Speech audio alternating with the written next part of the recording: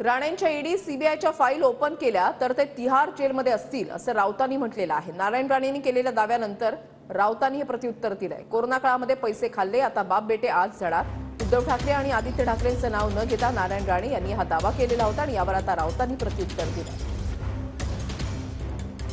कोरोनाच्या काळात औषधं दिली महानगरपालिकेने, त्याच्यात पैसे खाल्ले, केस येते। आता जाणार आतमध्ये बाप बेटा जाणार।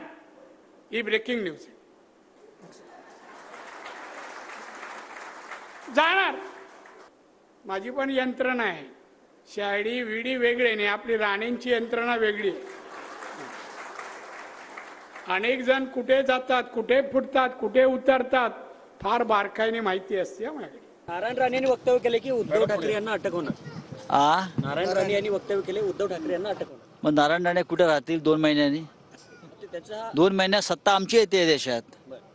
त्यांच्या ज्या फायली बंद केल्या आहेत ईडी आणि सीबीआयच्या, त्या खोलल्या, ते कुठे असतील? तिहार जेलमध्ये।